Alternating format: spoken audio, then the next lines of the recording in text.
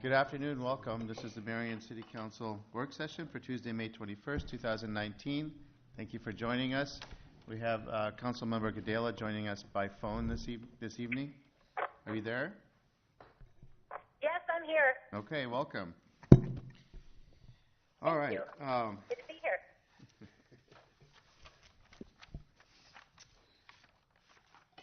So we begin with administrative services on the agenda. Item 5 is start for discussion, but if there are items prior to that anyone wants to discuss, please bring that up at this time. Otherwise, we will begin with item number 5. Yes. That would be me. Oh, okay. Item number 5 is a resolution number naming depositories and deposit limits, and I wanted to share this with City Council because this is not something we change very often. In fact, the last resolution was dated January 2015, and the only change I'm proposing that we make is increasing Farmers State Bank from $60 million to $70 million. This is largely due to the fact that our refinance happens to be timed about the same as we just received large property taxes, and we're predicting the same thing to happen in the fall with the issuance for the public services facility, which will take us over that $60 million limit. And I was talking with Kim Nelson at Farmers State Bank, and they have agreed to raise that limit to $70 million, and they are giving us the best interest rate out of all of our banks. Yes. Mayor Leanne, can you tell us what does happen, or have we ever been in a position where we have needed to make a deposit? Do we have to split that with institutions, or could you educate the council as to what happens when that occurs? Well, each bank, as you may or may not know, is required by law. They can only have a certain percentage of their assets, or rather liabilities, be in public funds. So if we were to reach that limitation, you are right, I would have to split and I would have to transfer money to a different bank. And we have not had that happen, but we've tried to do a very good job of being proactive as far as that's concerned. And so I know, just because of my background, I understand that when we say deposits, they can be interpreted as to two things. Is it balances on hand or physical deposits? It's balance on hand, total amount that we have in that bank. Okay, very good. Thanks for that clarification. Thanks, Dan. The only question I had is we do have more than one Marion bank. And I noticed Cedar Rapids is in Hills. It would appear like our other Marion banks would be allowed to be part of this. We actually do put an RFP out. I can't remember off the top of my head. I know we've got 1 year left with Farmers State Bank, and then there's an option to extend. But Farmers State Bank won that last RFP that we did, and that's why they have the majority of our money. And So you put something out to the other banks and didn't get anything back? Is that what I'm understanding? We had gotten proposals back from a number of banks, but Farmers State Bank offered us the highest interest rate when we did the last RFP. Okay. We could be. I mean, we don't have the time to do a lot of. Some cities actually temporarily invest dollars frequently, meaning they might put an RFP out several times throughout the year and say, hey, we've got $5 million available, and bid that out. We are currently not actively doing short-term investing. So, Leanne, when we do an RFP, how long is that good for when we have that agreement? I think we usually do 5 years. 5 years? Okay, that seems like a pretty long time. Okay. Well, I would just like to see the Marion banks have the opportunity, all of them, to be part of it. Mm-hmm. Yep. Other questions on that one? Your Honor, I Yes, would sir. like to. Go ahead. Leanne, I'm sorry, just again, finance background here, so I'm trying to understand, especially with an interest rate rising climate that we're in right now, why would it not be in our best interest to do RFPs more frequently than 5 years? Is there a lot of cities' time involved with that, or why wouldn't we be looking, when we take a look at bonds, we're looking 1 to 3 years, and when we're talking about that kind of capital, it's a lot of interest. I would think that would be in our best interest to keep a little bit more temperature on that. I guess the only comment that I will make depository funds, when you're talking about deposits, when you look at the number of EFTs you do, if we were to switch banks, you have to go through the practices of updating every EFT. Sure. And I would understand it with an institution that you're using for your processing of daily accounts receivables, accounts payables, but things that are being left on deposit or for a longer period of time, I would question as to whether or not it's in our best interest to be going out to those timelines. I would say yes. I mean, absolutely, it's in our best interest to do a lot more of that short-term borrowing. The reality is we're just at capacity in the department right now. We don't have the time to actively invest. Okay, I understand. Okay, thank you. Mm-hmm.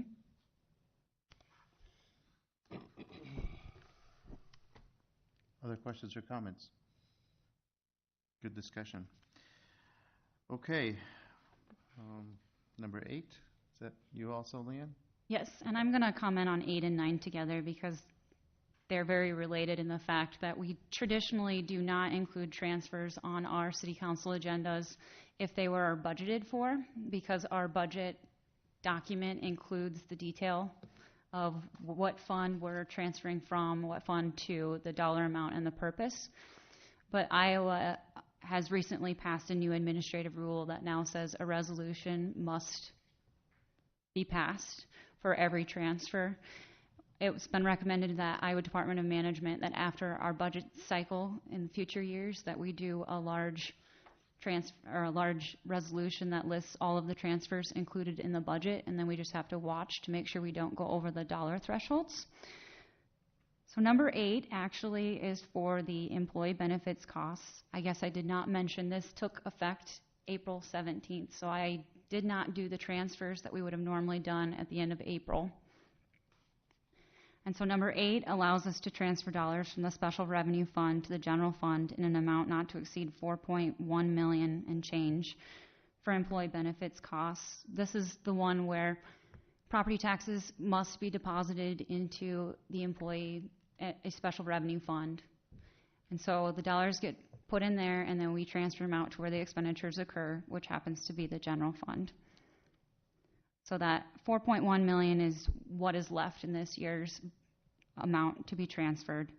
And then number 9 is local option sales tax dollars. And this is a change from the way we've traditionally handled local option sales tax. The way we've traditionally handled local option sales tax, I'd print a report at month end and say how much have we spent on each project for these projects, and then I would be transferring the money as it's spent. This would allow me to transfer the dollars at the front of a project and then look at the project and say what's left and then transferred back anything that's remaining. And obviously there would be a resolution at the time we do that. Are there any questions on 8 and 9?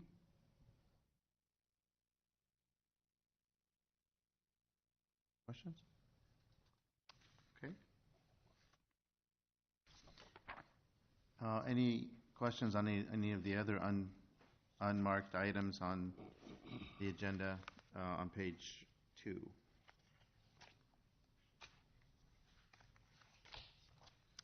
If not, then we will move on to page 3 where there's nothing marked for discussion. So any of those items anyone want to discuss?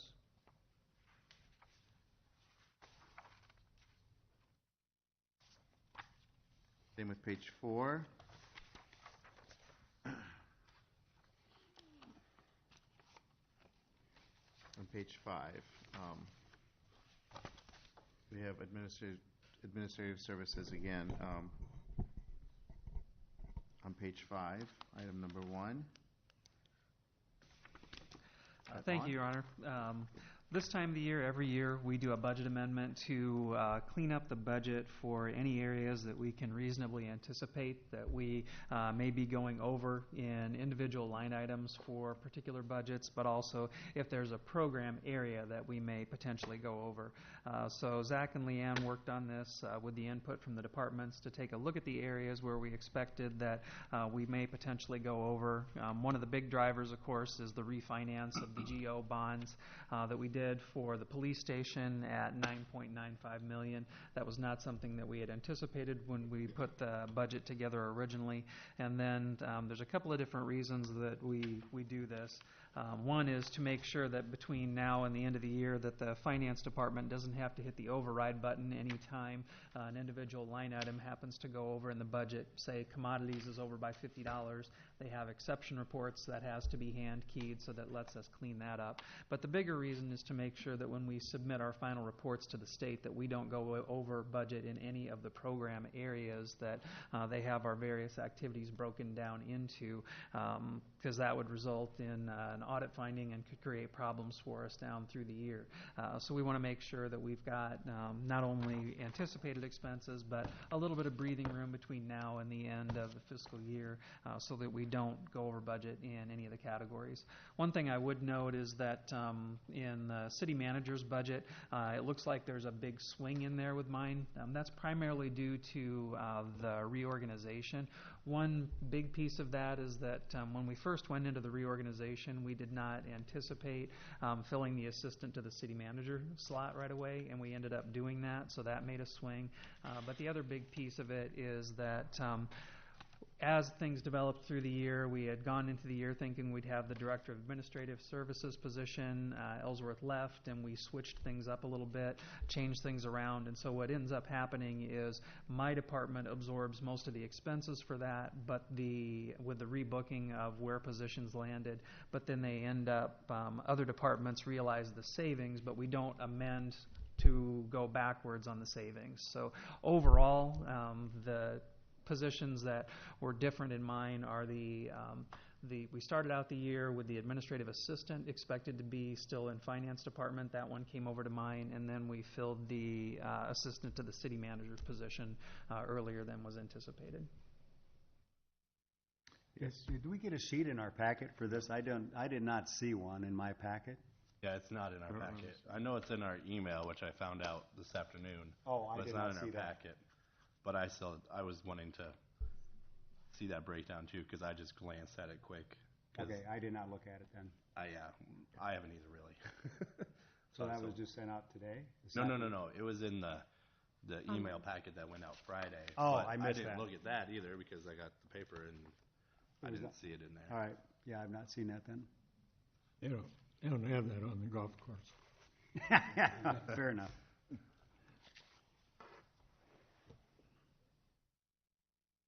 Okay. Is there a way to put it up so we can actually see what is being amended? Because I'd like to make sure we know what Yep, hang on.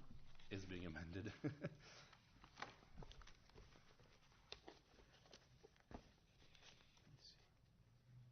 There we go.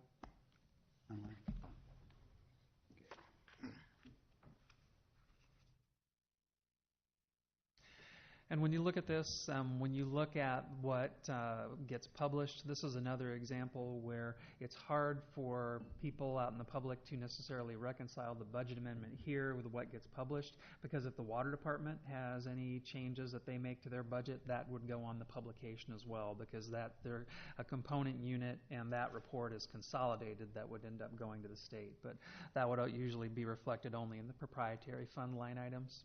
So as I said, you can see on here that the big driver for the overall budget amendment was that refinance of the GO bonds. Obviously, even though there's an expense, there's an offsetting revenue from the income from the refinance as well. So that one's pretty neutral.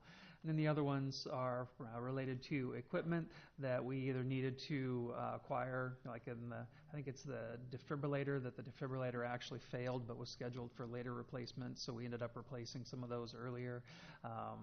The legal fees are related to economic development agreements, and so we estimated at the beginning of the year what we might spend on that. That is recoverable from the tax increment districts the following year, so we'll recoup those funds.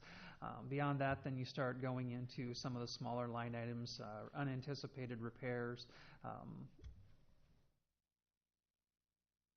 I can comment on a couple if you don't mind, Lon, Go ahead. since I was a little more in the details here. The APC Emmer TIF agreement and the Freund Vector rebate agreements.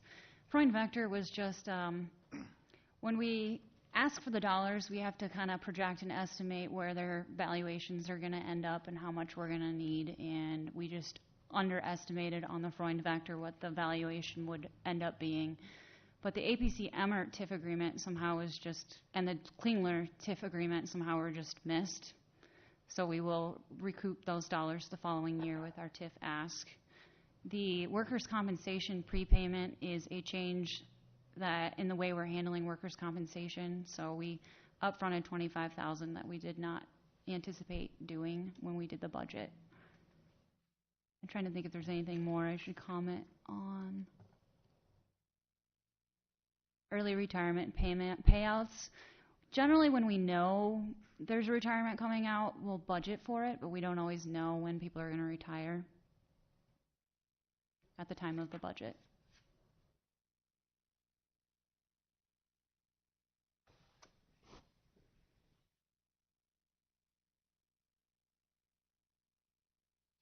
Okay. Yes. Can you go through a little bit more? Again, I didn't know what the number was on the city reorganization. I was listening to part of that, but a lot of it seemed to be somewhat neutral because it was in one department versus another. So this is an added expense we're talking about in the general fund. Yeah, and that's Because of where, the transfer of personnel, and Yeah, where it was budgeted. it has to do, the big driver behind it is filling the assistant to the city manager slot, which the council had authorized. We knew we were going to have to amend that in later on.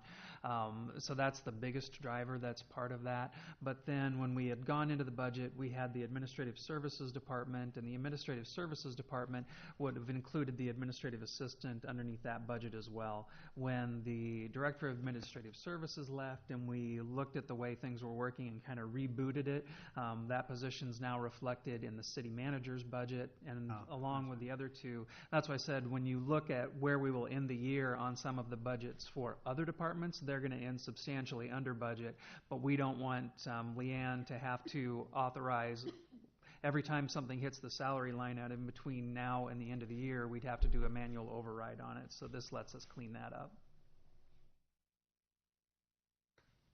Okay.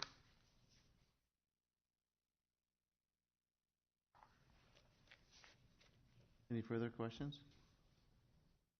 Will? Maybe? Okay.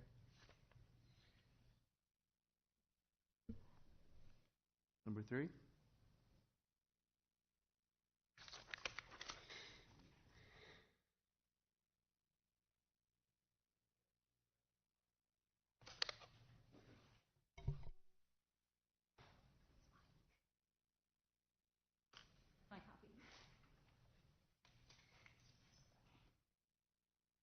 Item number 3. Thank you, Your Honor. Okay, these are for the sale of the 3, 5, and 7. It's for the sale of the revenue bonds that are for the public service maintenance facility. Let me grab my sheets. I got a breakdown of it. So under this project, the amount to be financed, back it up here. Under these notes are as follows. The public services facility, just under 10.8 million. We actually have a budget of 10.78 in there. Sanitary sewer CNG fleet, and a portion of the solid waste compressed natural gas fleet. A portion of that will be financed out of solid waste reserves. We have a solid waste replacement fund that we build up over the years, and then the remaining balance will be financed out of the revenue bonds. The idea of the bonds is not to sell the notes until September. That's what we're being advised on. However, the legal staff and the placement authority, they'd like to go ahead and hold the public hearings now before we go any further with the project. And so in your packet, you should have got a printout of all the bond notes, what they want to move forward with. And so overall, the funding sources as it's broken out, 50% of the facility, or about $5.4 million, would be financed out of road use tax. 25% of the facility, or $2.7 million, would be financed out of sanitary sewer revenue bonds. And then 25% of the facility, that would be financed out of solid waste bonds. And then the remaining amounts for the bonds or for the fleet, $3.2 million for solid waste, and just under, or 362.5 for the CNG fleet for sanitary sewer.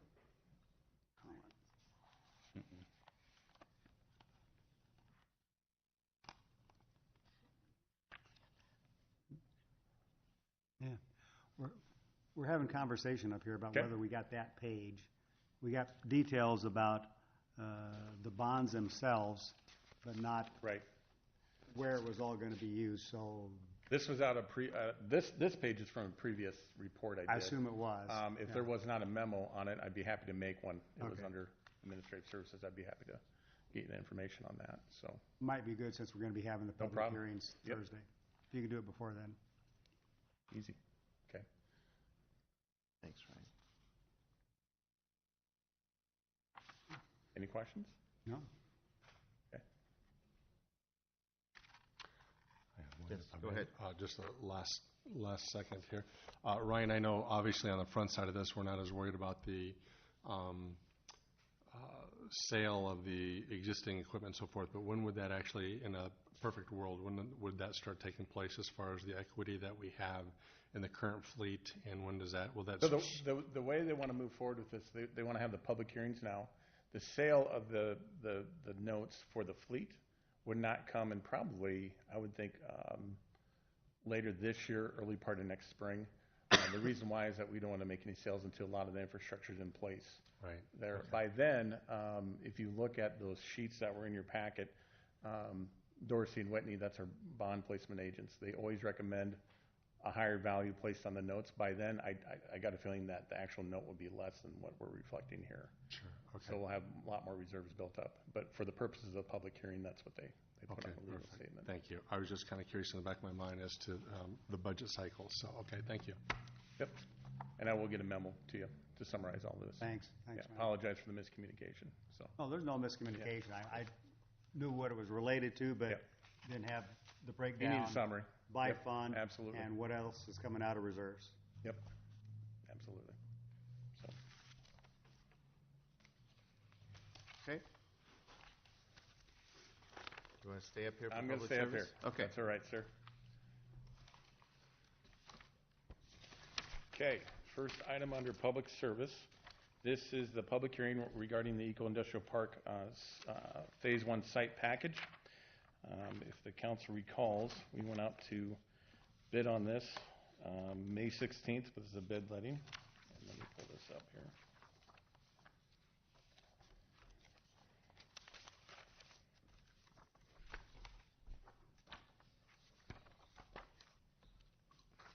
Got it.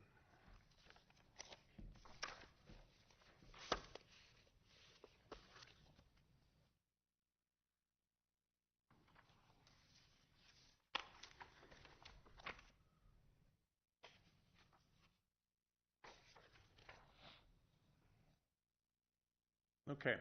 Under the scope of this project, this is the civil improvements associated with the public service maintenance facility.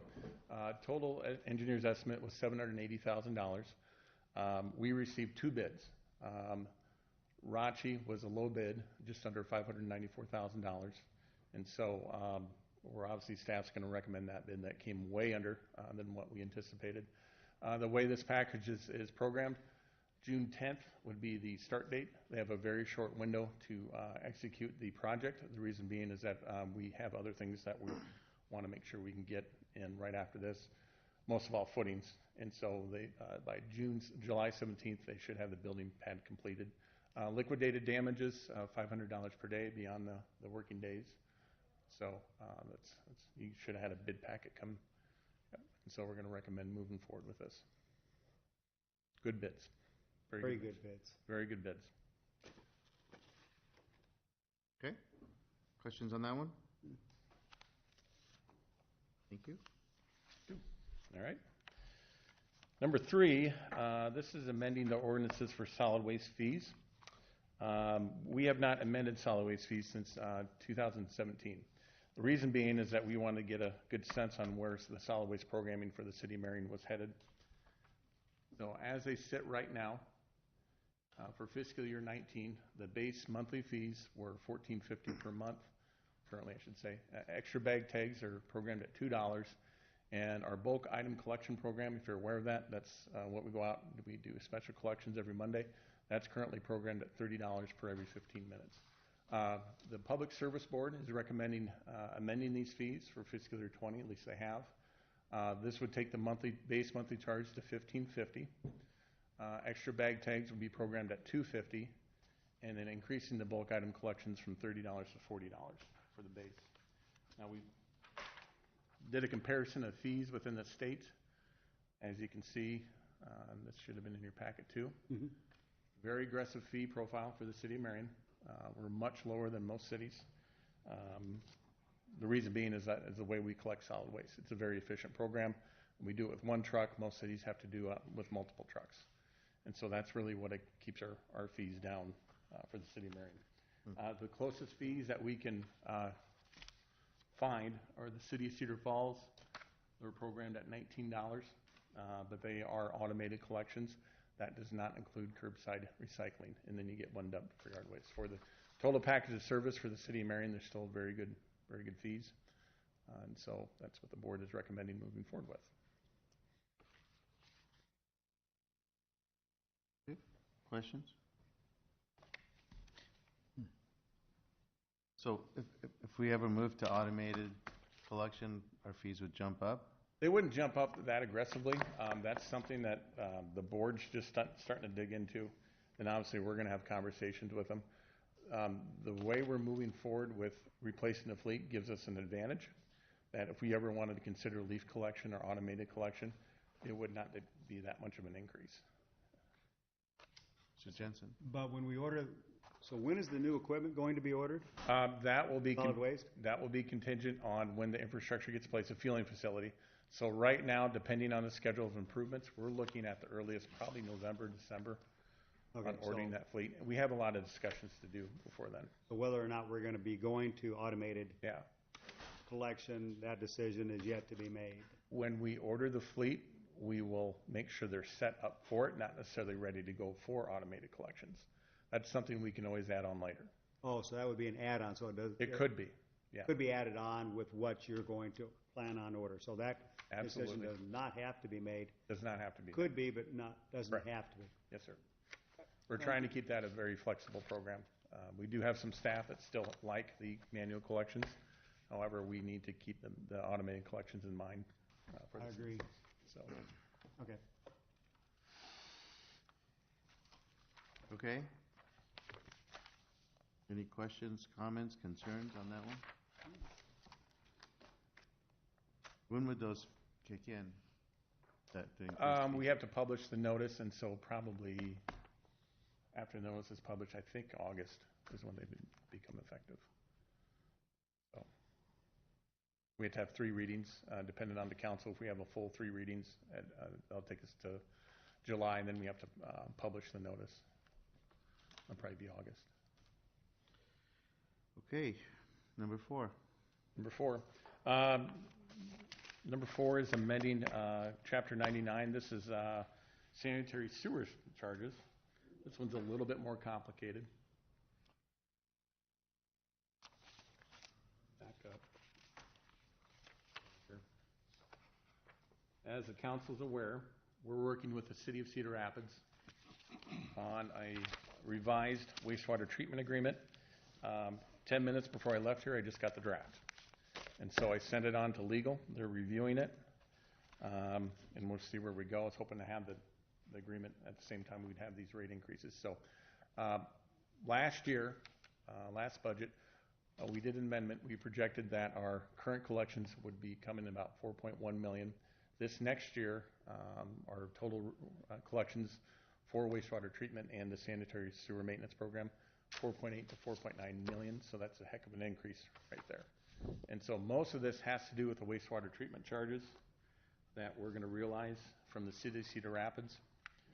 As the agreement sits right now, we currently pay $208,000 per month to the city of Cedar Rapids. That would get reduced down to $157,000 per month. That's for our monthly treatment charges.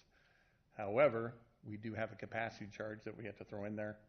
We have to purchase capacity from the city of Cedar Rapids as our population grows. and that would take effect as soon as we execute the agreement. That would take our monthly fees to $273,000. That's how the agreement is sitting right now. Okay. So currently, this is how our fees look for sanitary sewer service. We have a service charge right now, $8, and that's per water meter. We have a domestic user charge. That's how much use that you have. That's $2.30 per cubic foot. And then we have a replacement fee. That's $2 per dwelling unit.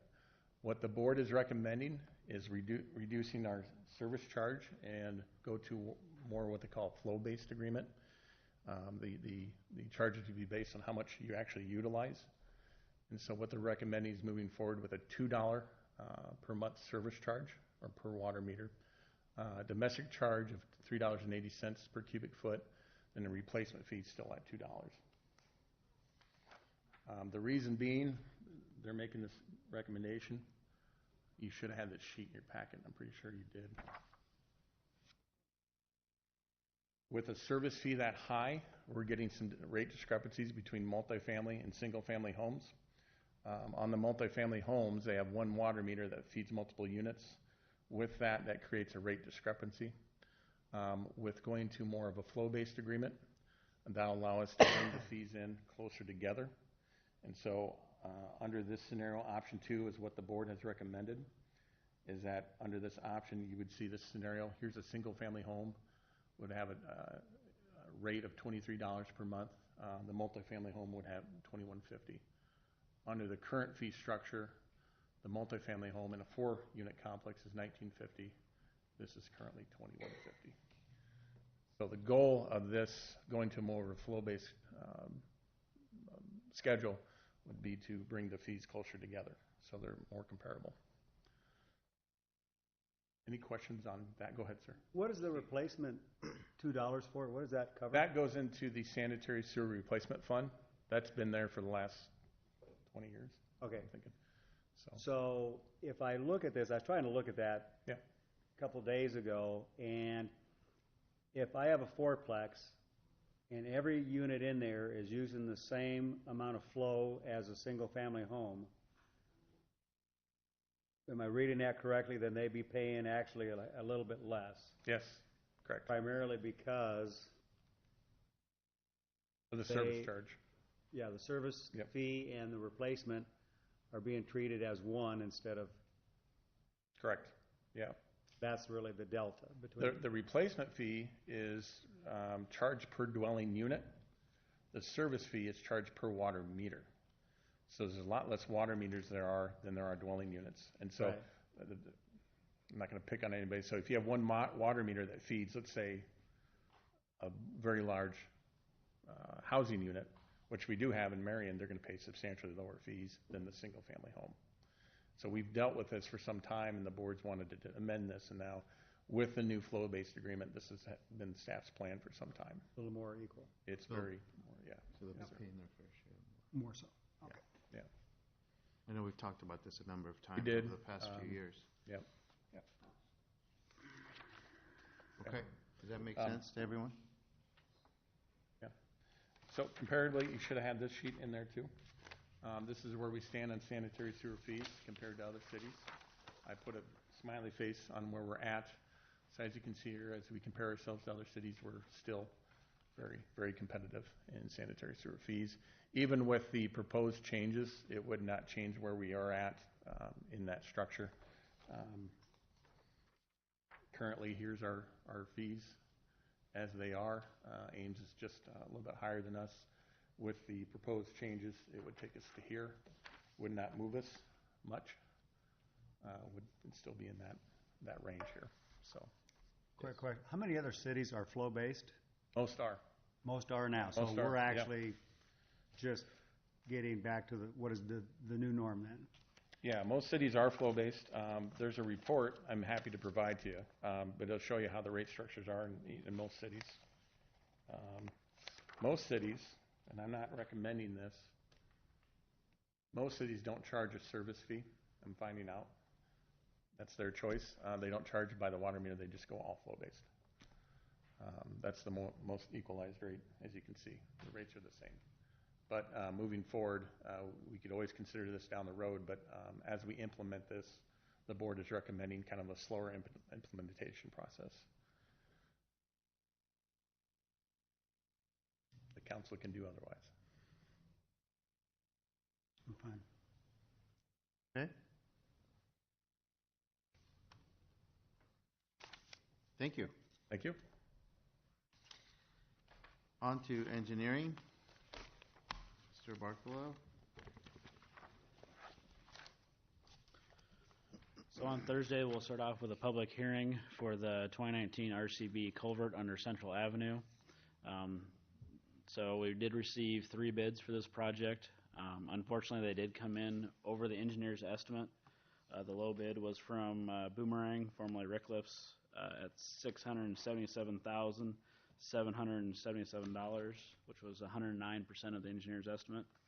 In your packet, you should have got a breakdown of the bid tab. So kind of I'll highlight just a couple items. Item number 44 is the mobilization. So the engineers estimated at 30,000, and theirs is almost 101,000. And then the temporary shoring, item number 59, was estimated at 5,000, and their bid amount was 20,000. So those are 2 big items. There's some others that are plus or minus here and there, but those are the big areas where you can see. Mobilization is a hard item to estimate because you don't know what they're going to charge, whether it's a certain percent. This is a rather challenging project because they have to put up temporary signals and do one-way traffic, and so they have to build half of the box at a time, closing one lane, and then they're having to cast the box in place rather than similar to what we did on Highway 13, as we were actually able to just line the semis up with the boxes, get a crane out there and set them all. In this case, the box is too short with the flares that we actually have to cast the structure in the field. So it takes longer to do, more man hours. So,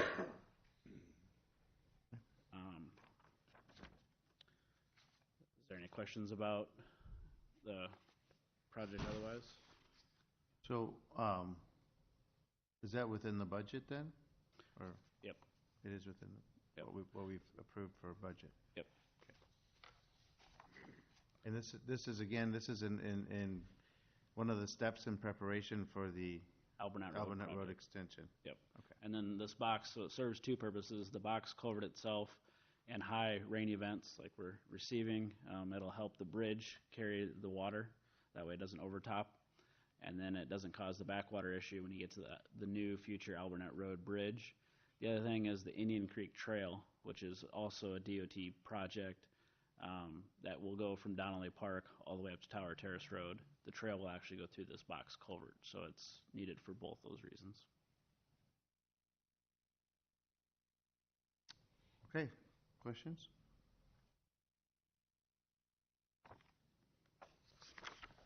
Next item. All right, item 3 is just approving the contract. So last time we had the bids for the Hennessy Parkway traffic signal and turn lane improvements. Again, it came in at 97.8% of the engineer's estimate at $574,843.95. This is one where we received a TSIP grant for $500,000, and then the remaining funding the developer's paying for. So it's just the city's going to cash flow it, and then we get reimbursed all that money back. So it starts no later than 7/8/19 with 50 working days and liquidated damages in the amount of $1,000 per day. And this is where those signals are 32 weeks out after they sign the contract to order them. So we'll get the turn lanes in, but it's going to be a while until the actual signals go up. But they won't order them until they have a signed contract. Yes. Just real quick, Mike, when they work on that area, does that mean Highway 13 on each side is going to be down to 1 lane? We do have a traffic periods of control time? plan. It would maybe be staged so that it would be like that until we get the final details with the contractor. I can't tell you exactly how they'll want to pour it, but there is a northbound to westbound and a southbound to eastbound turn lane that's being poured. Yeah.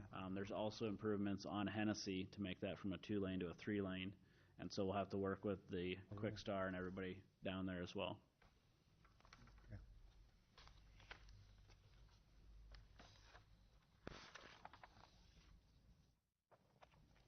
Okay? Any other questions? I know this is one we've talked about a number of times, so. Okay, All right. Item. Item number 4 is a resolution removing a stop sign. So this is the stop sign that would stop Indian Creek Road continuing eastbound. This road actually doesn't exist anymore. Half of it has been removed and is currently a trail. So we need a resolution to actually remove the stop sign now. And they have been working on Tower Terrace pouring it. Will there be a stop sign at Tower Terrace Road and Indian Creek Road going to the west? So Indian Creek Road Or does will not. there be a passing, some kind of a left turn lane there? So there will be the only intersection there is Tower Terrace and Old Winslow Road. There's not actually an intersection with Tower Terrace and Indian Creek.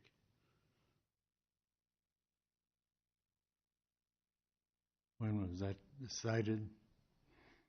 That's been part of the plans that we've deliberated over several times.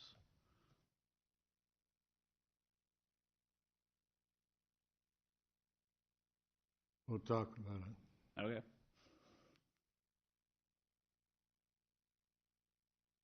But basically, the road is no longer there, so there's no reason to have the stop sign there. So that's what the resolution is approving.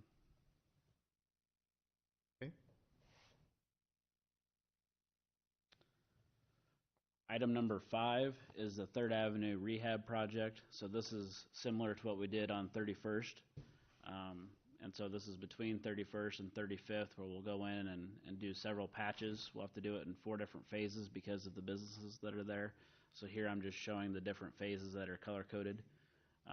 And so it kind of looks like the game Tetris with all the different patches that we're pull out, and then we'll diamond grind it all so it'll be smooth when we're all done with the project. So this one has an estimate of $152,360. Or I'm sorry, that's the next one.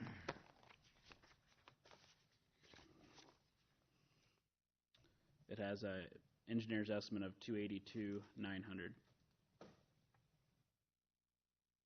And this comes out of the neighborhood street improvement part of the local option sales tax funding.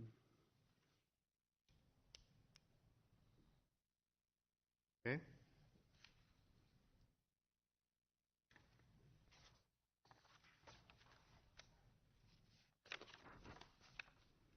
Questions on that?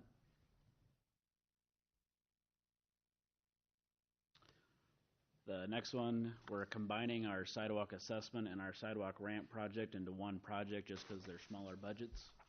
That way we can hopefully get better prices on that. And so this is the sidewalk locations that you guys approved as part of the assessment program, and then ramps that the city has determined are either ones that maybe they don't have a drop at all or they're a danger. And so we're repairing several as part of that ADA transition plan. So there's several accounts that it's coming out of, and we're not spending all of the money because next year we will spend some of that for ramps next year. Okay.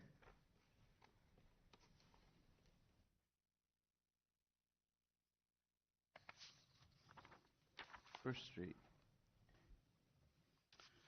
So all the property owners that live between 29th and 33rd have been notified of the TAC report.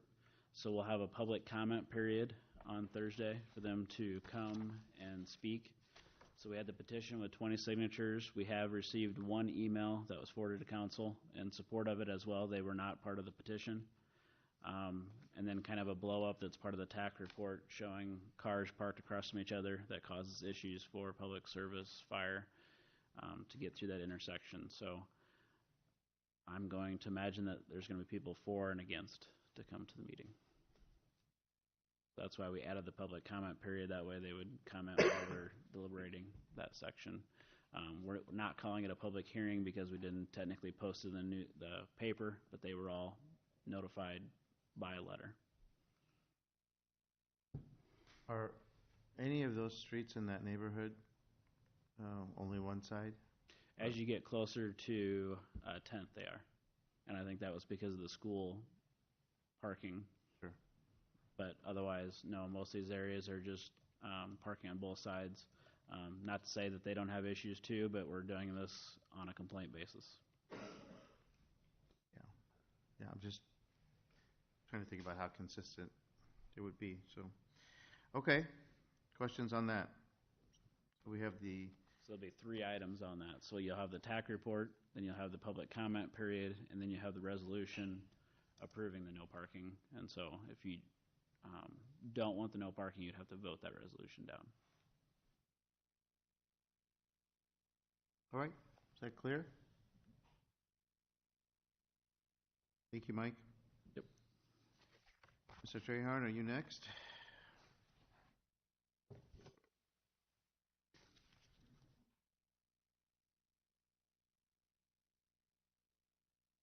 The first item to start is a request by Linmar Community Schools for a permit prior to final plat, and this is for the new school on 35th Ave. It's going to be a long construction project for the public improvements associated with that, as well as the school. So we really don't see any real issue with providing that final, or providing the permit prior to. We would just note, and they're aware of it, that there wouldn't be any temporary or permanent occupancy until such time the public improvements are taken care of, so. So is that a condition of the motion? It's included in the resolution, which is number 2, which would be on the agenda for Thursday.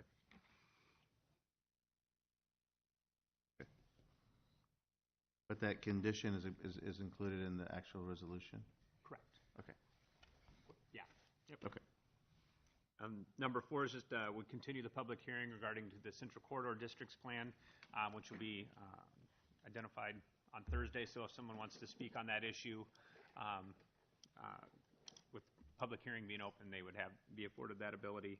And then the other 2 ordinances remain the same. The only correspondence I'd say, or potential change to that, was the gentleman from Guns and Gold, the pawn shop, had come in. There were, in that specific area where he's zoned, we were not identifying that as a permitted use. And I think after talking with him, we've got some performance standards identified for pawn shops that would afford, I think we're comfortable providing for that. So we would support that change within the ordinance. There's nothing the council would have to do. If you want to support that, that would just be included in the ordinance. If there's questions about that, if you want to think about it, we've got another reading, but there may be other changes that come depending on what the public has to say. So That requires a revision to the ordinance? we can amend it at this point because the public hearing's still open and the ordinance is just on the agenda. So it won't be final until the next meeting, will be the 3rd reading. So that doesn't take anything. But doesn't it require council action to? We would ask that there be council support for that, yes, yeah. So it would be more in the line of just a conversation, like if there's support for it, yeah, and then we would change it within the ordinance before the 3rd reading. Okay. I just want to make sure that that's okay with the attorney, so maybe we can look at that. I mean, it seems to me like what we've approved, was one thing, and then if you're going to change it.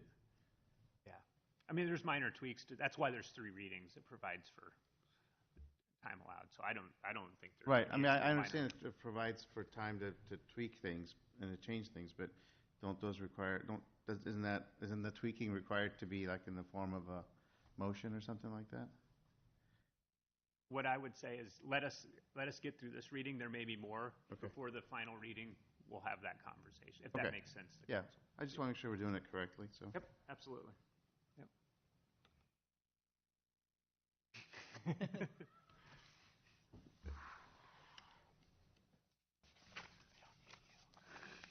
This is where we have to rely on the experts. So you tell us how to do it. Okay. All right. Number 7. Is that what's next, Tom? Yep.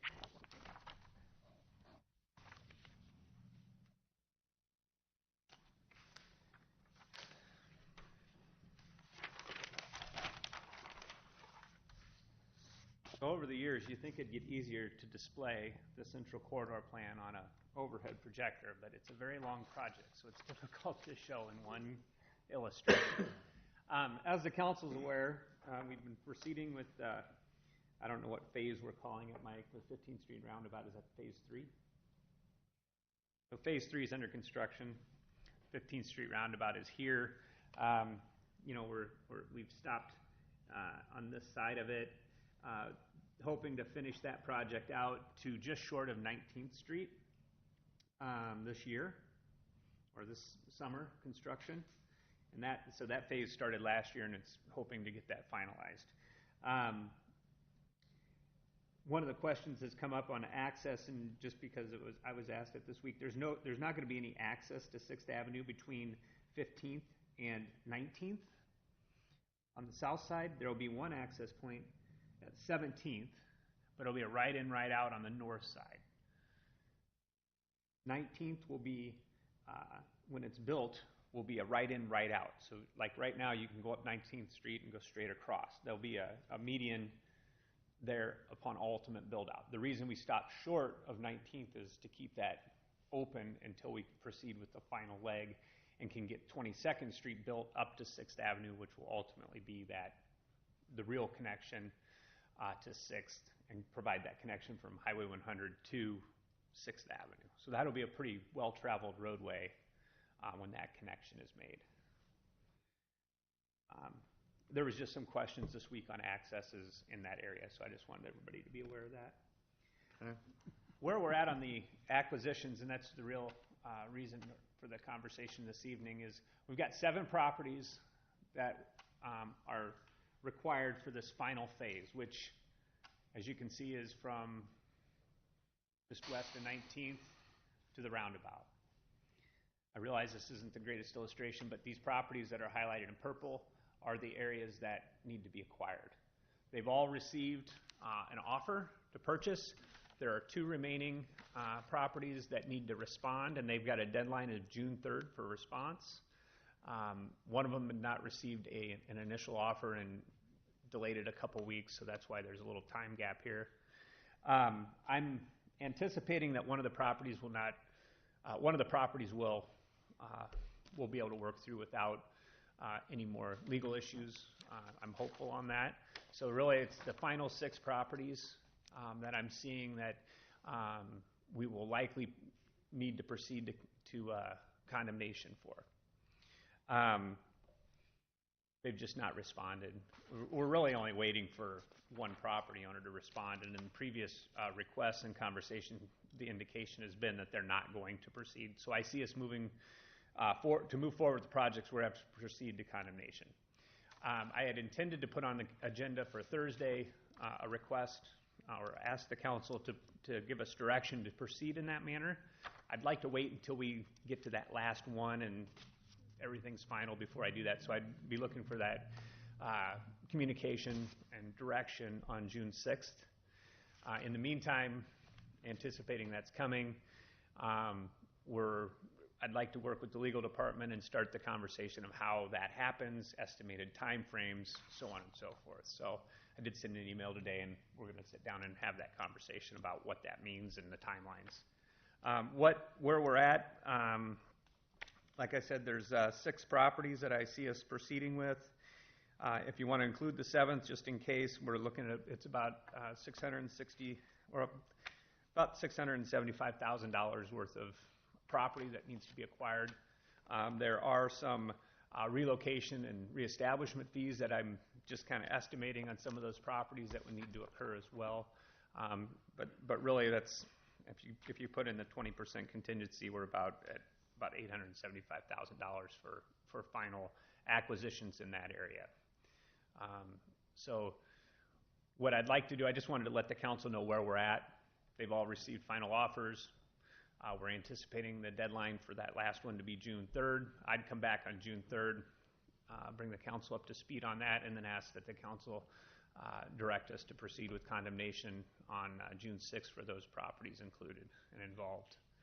A couple of them we've actually tried to negotiate outside of the 6B process, as the council's aware. and there hasn't been any resolve to those. And we've worked on it for quite a long time, so. And with these, we're purchasing what we need for right-of-way, not the entire property? Correct. Just what we So- need for right-of-way? When we approach a property owner, and we're doing a partial, a request to do a partial take of the property, you get the appraisal's done with a before and after, and really it provides for that.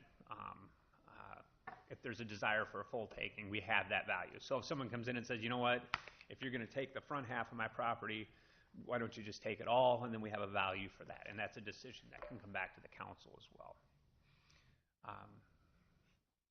You come up with the value of the purchase by taking the diminution in value, the difference between before and after?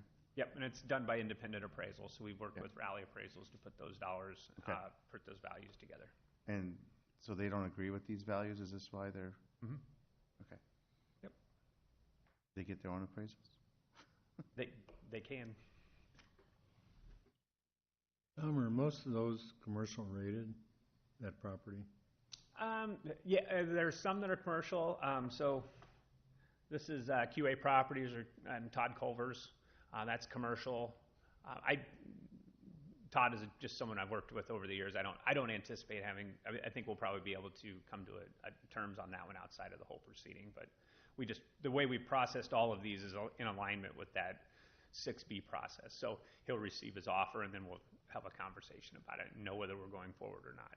But that's commercial. This is an apartment, or it's a single-family home. That's a rental. So as the council is aware, in the past, when we've acquired a unit that's being rented, there's a housing differential payment that's required to be paid for some of the rent. If he can't find a place to rent, or if there's a huge gap in what's being paid in the market, then we have to pay a differential payment over a period of time. MB Electric is in this facility, and it does take the whole front commercial part of his building. This is probably the most expensive parcel. And so there's relocation and reestablishment fees associated with that. This is a single-family home. It's a rental as well, so we may have some associated tenant costs with that. And these two pieces, this is all one piece right here. And then there's 3 small pieces in here. These range in value from $12,000 to $3,000. The way that those values are established is we use the latest appraisal for property in the area, and because they're under a certain threshold, we just establish this per square foot value to those. And so you're looking at it's like about $13,000, $4,500, and $3,000. So 3 of them are fairly small acquisitions. I think the ones that will be the most difficult are the 2 homes in the business, obviously. So. Mr. Jensen? How long does it take if we start the condemnation process in early June? How long does that process take? And I'm like a lot of citizens in Marion. Is there any chance that the rest of 6th Avenue will get connected to 27th by the end of this calendar year?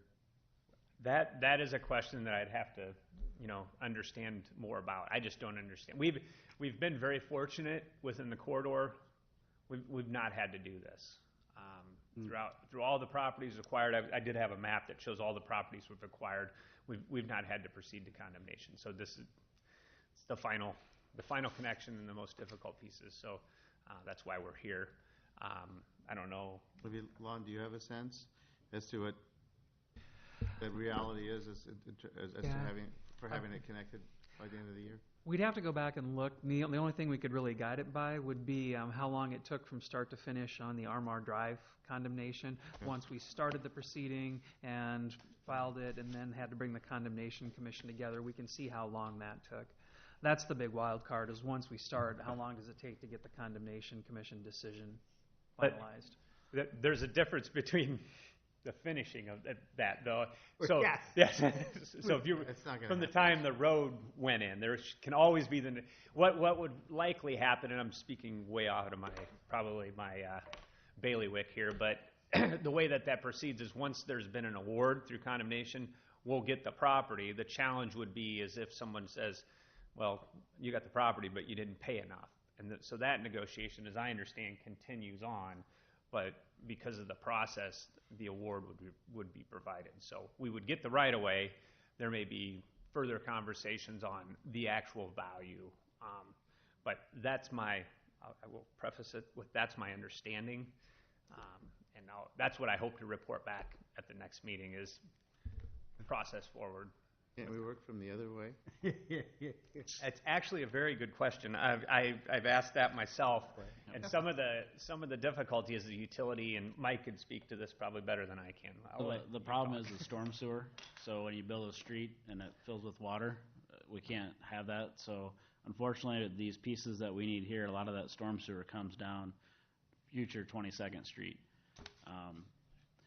Realistically, if we had the property, I could see Genesis getting the utilities in this construction season, but likely not the paving. Okay. If we get an Indian summer, it's a possibility, but I don't foresee that just because the paving contractors were behind last year, Behind now. so they're still having to catch up, and this does not help. I understand. Yeah, this weather is. I figure it's a long shot. I have a question. Yes, Mr. With Brandt. 22nd, is that going in with 6th at the same time? That's all Yes. part of the project? Okay. Correct. And it will have signals. It's a full intersection. We will not build the north leg yet, but in the future, that will continue north. Sure. Okay, thank you. Development will likely drive that north leg. Mr. Culver owns the property. He's not too excited about that going through his front of his business, but he understands that in time that's probably the question will be is what happens to the site? Can he redevelop? Because it's no mystery the Central Corridor Plan's not really looking at providing further opportunities for auto rebuilding shops on 7th Avenue. It's not a permitted use, and Todd and Mr. Culver and I have had conversations regarding that, and I don't think he's really excited about that, but he understands what we're talking about. He's allowed to continue as a legal nonconforming use, into perpetuity. The question is, and the question that he brought forward was, okay, so if the city really wanted to get rid of me, they would just condemn my property. And I said, well, that's going to take a council to direct us to proceed in that manner, and it's not like it's a necessity right now. And I mean, clearly we want to work with you and not against you on this. So he's shown illustrations of how he could do his business on the property and redevelop it. And one of the things that we've always talked about is if the development behind the closed doors to some degree, whether you're selling whatever kind of widget you're selling, as long as the building and the facility looks nice and contributes, there's ways to mitigate some of those issues. But at this point, certainly not really wanting to provide it as a permitted use in the zoning district. We can work through that in the future if it's necessary. But the immediacy would be to get 6th Avenue and 22nd connected and see what happens in the corridor moving forward. Okay. So I'll report back on June 3rd, the next work session, on the results. Okay, thank you, Tom. Library. Good evening, everyone. So you should have in the packet a quote that we received from a contractor. The library board at our last board meeting approved for us to move forward with an engagement with a contractor to help us in the design and planning of a bookmobile, what I like to refer to as the mobile library. I did want to just kind of give you guys a reminder of how we got to this point and sort of where we came from. I've not done this before, so I don't know how to zoom out, but I'm doing good so far.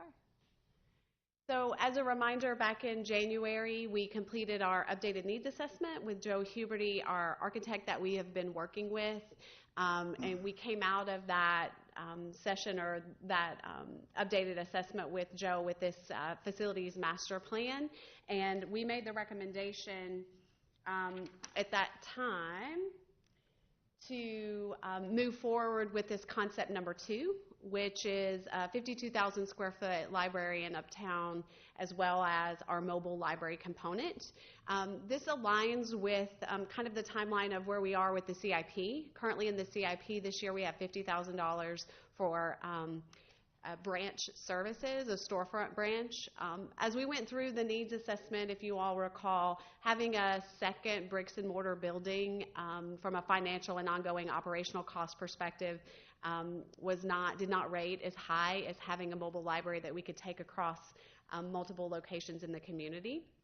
So sort of in alignment with the CIP and wanting to get moving, the recommendation here, and again in alignment with the CIP, says that moving forward with our new library building or the mobile library both kind of need to happen at the same time, and so we feel like starting the planning on the mobile library would be the right direction to go at this point, and that's the recommendation from the library board as well. So that's what our proposal is about. The contractor will help us determine what the future budget is, of what the actual needs are, how big our mobile library will look, and the specifications for that. So we'll be coming back with more detail as we have it in the design and planning phase should this resolution pass. Questions for me? Yes, sir. Just a quick question. Are you possibly anticipating this will come before the new library or at the same time? Well, that depends on the new library schedule, which we don't have yet. Okay. I would say at this point it's probably going to move ahead of the new library building. It won't take as long. I mean, from start to finish, once we have a design and plan, it takes about a year for the vehicle to be designed and built. So, depending on that timeline of what we get approved, it could be with a year and a half for that vehicle to be ready to go in Marion. We certainly won't have a new library building in that time frame.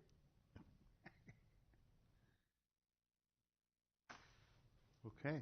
I have a question. Yes, sir.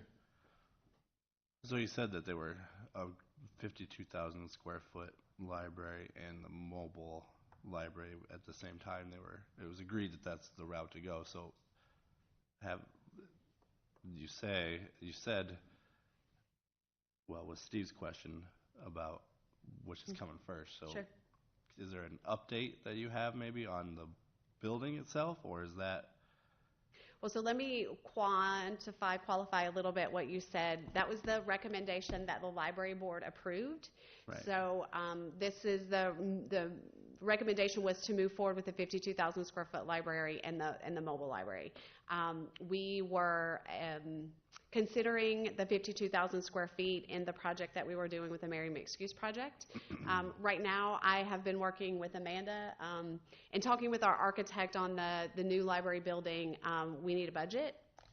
He's basically said, now that we are not in that Marion Mixed Use Project, we need to have a budget to know, so he knows kind of how to help us plan. So Amanda and I had some time together on Monday to try to come together with a budget for the library, and right now, kind of based on where we are, we have a $6 million gap that we're going to be coming back to talk to you guys about in the future.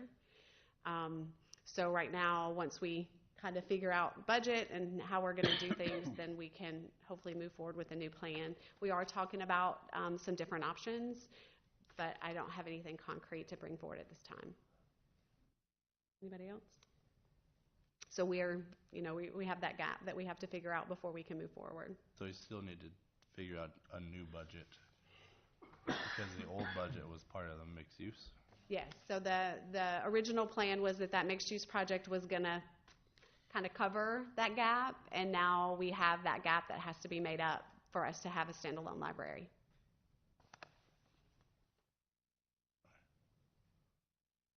Okay. Yes.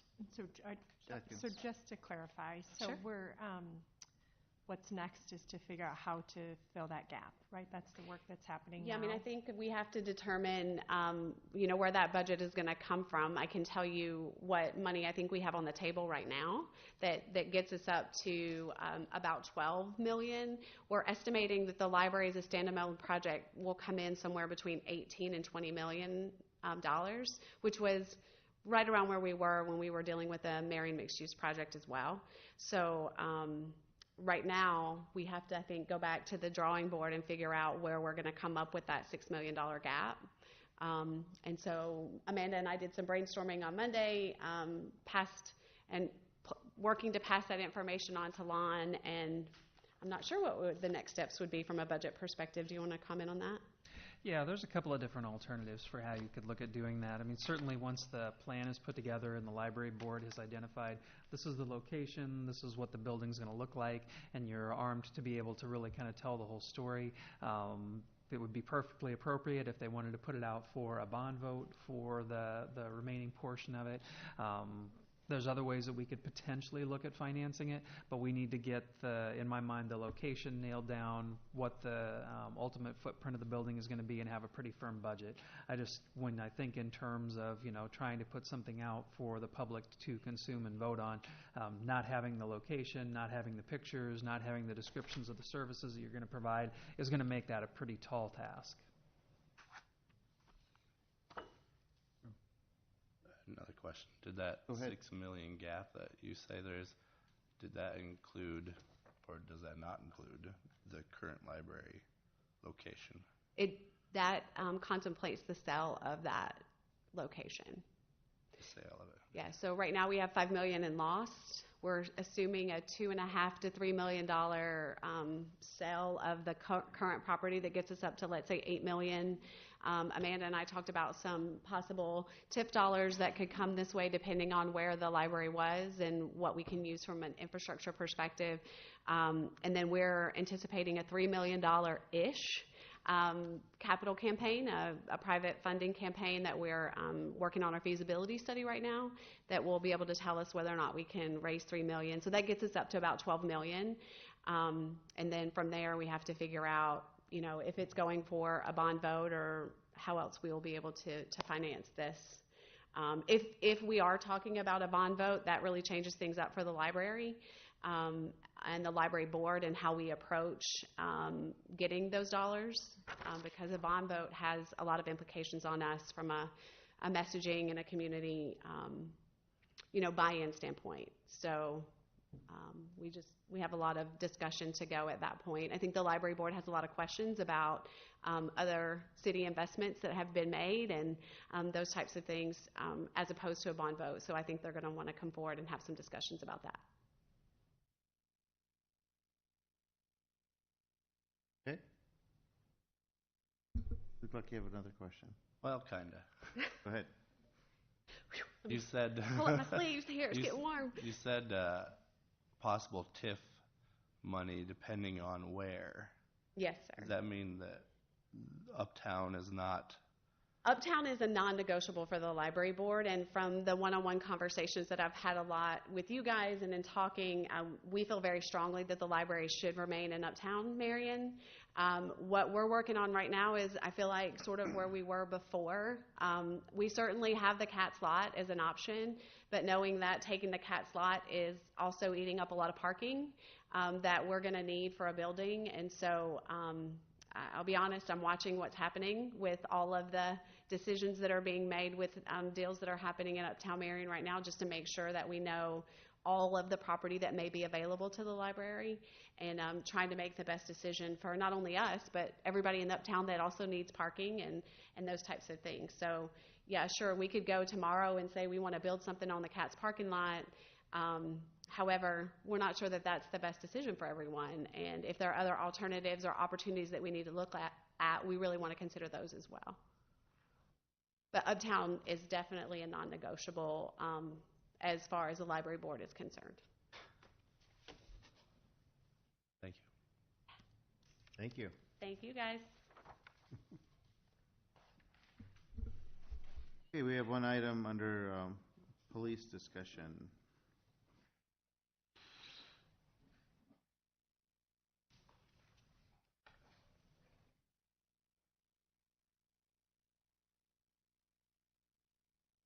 Hello, everyone. Hi. Your Honor. Welcome. To the council, thank you.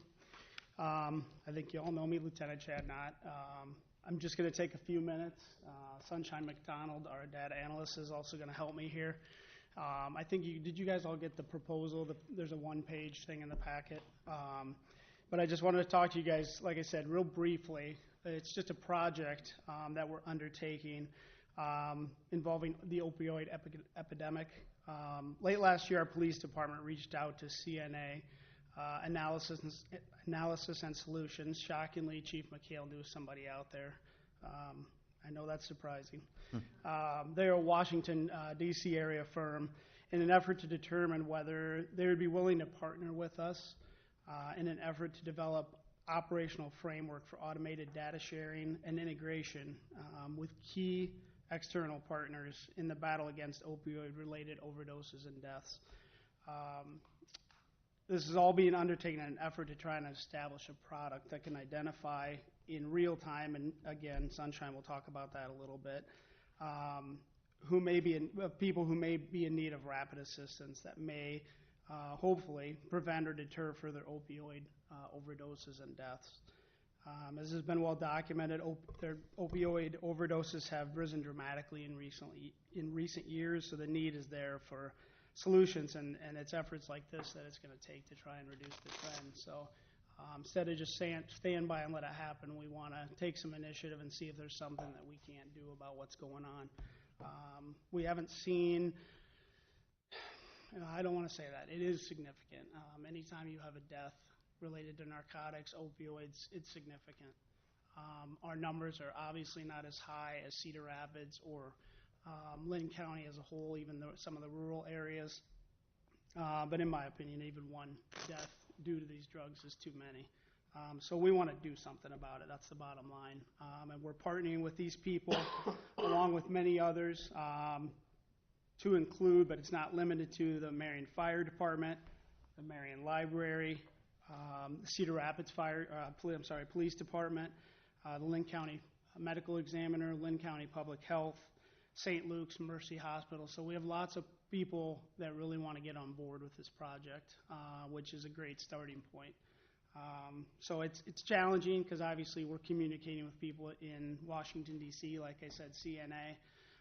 So it's often done right now by teleconferencing and things of that nature. Everybody's just kind of getting to know each other. Actually, this Friday, there's going to be a conference call where all the partners will kind of introduce themselves to one another. And then we'll start the process of realizing how we can collect this data and put it to good use. But like I said, we hope to create a win-win situation here. The win for us would be saving lives. I mean, that's what we do along with the fire department, along with everyone that's involved with city government. We want people to be safe. We want them to live good quality lives. And then it's hopefully a win for CNA too, because they want to create this model, see if it's successful, and then see where they can go with it throughout the United States. So like I said, I'm going to have Sunshine give you a brief PowerPoint, and then if you guys have any questions, we can go from there. I have it on disc, but maybe I'll try paper. I can always forward you the PowerPoint as well. Just quickly, the project is to, it's more of a pilot project to figure out what the framework we can do, what framework we can build for automating data sharing. So our key partners, here's some of our key partners, and one of the things, we've been already working with these partners, Lynn County Public Health, Lynn County Medical Examiner, Area Ambulance, Cedar Rapids PD, Marion Fire. So we have some projects already in the works, and so we've already been talking about data sharing, so it just complements our efforts that we're already engaging in. I don't think you can see this here.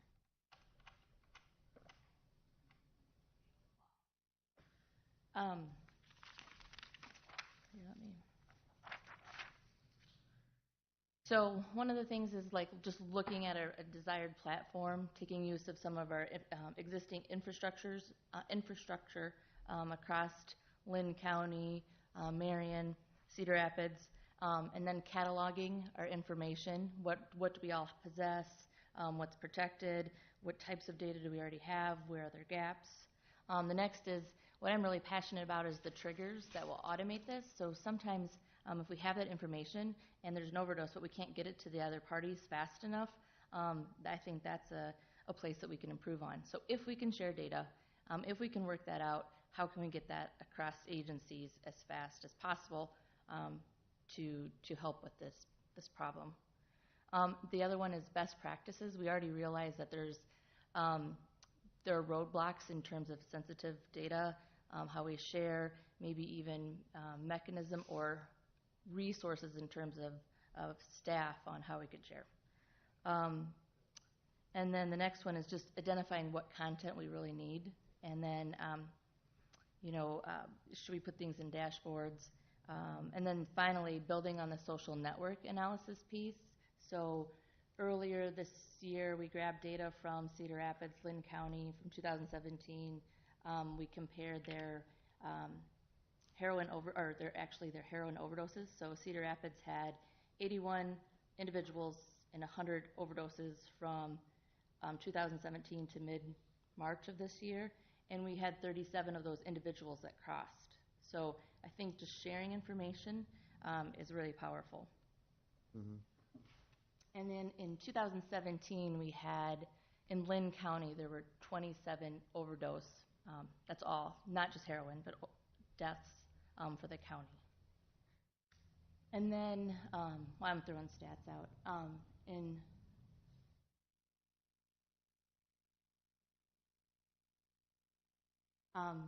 So from the beginning of 2019 in this metro area, Marion has seen January 2019 to mid-March, we've had 2 heroin overdoses here. Cedar Rapids saw 6, and Lynn County saw 2. Not deaths, but overdoses. Cedar Rapids did have some deaths with that, but so this is a pretty short turnaround time for this project. They'd like to wrap it up in September 2019. So pretty much the deliverables are documentation. So how can we repeat this process? What's that look like? Define, establish rules of engagement for prospective partners. Do we need use agreements for sharing data and information? What does that look like? And then share. So design and generate sample dashboards or other kind of technology that we have but can enhance. So finally, really fast. So I talked about we already looking at some of our data sharing capabilities. So we have the CNA project that we already have some of those partners. We've been involved with the Lynn County Action Plan, and they have 3 components, but we've been on 2 of them, the mental health piece and the safety piece, which they all blend together. The third is obesity. And then I can send these out too, but so when I first started, we invested in the Esri GIS technology and the platform, and there's already an amazing wealth of information for dashboards and capacity that we have. So on this one, there's some examples of an opioid dashboard. There is another one with story maps that kind of tell your story of people who have died from overdoses. There's also a couple other story maps, and then that last piece here is just showing the capabilities of collecting information in the field. So one of the things that we could do in Marion is work with fire, and we can start collecting some of this information maybe in real time as it happens with the current infrastructure. And then finally, we're starting the process now.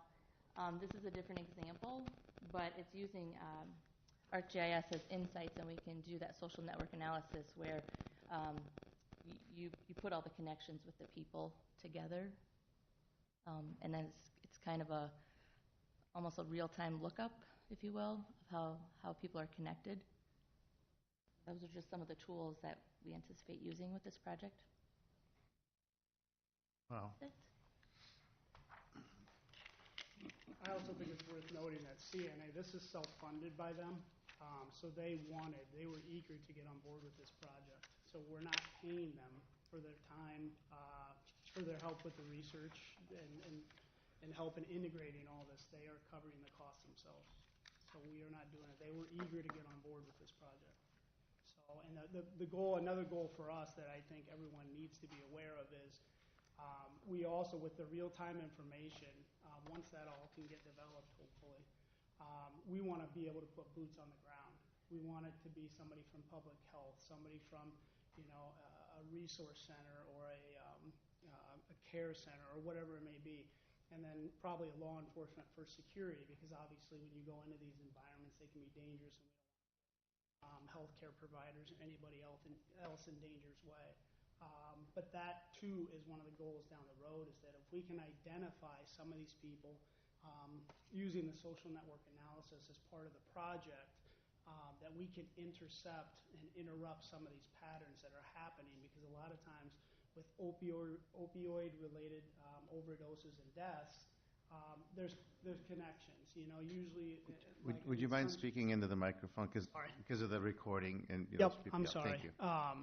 But like Sunshine kind of talked about, we want to be able to connect all these things, and when we've found in law enforcement, obviously, drug users tend to travel together or tend to use together, and that's no different for opioid users. So if we can identify an opioid user, unfortunately, through an overdose, hopefully one that's survivable, we may be able to identify some of the people they're associating with, and like I said, then we can kind of interrupt the loop. At least that's the hope, that we can interrupt the loop of overdoses of people who know each other, if that makes sense. Sounds like a great program, great plan. Comments, questions? Yes. Yeah, any questions? Ms. Gadela. We should note we were joined by Ms. Gadela.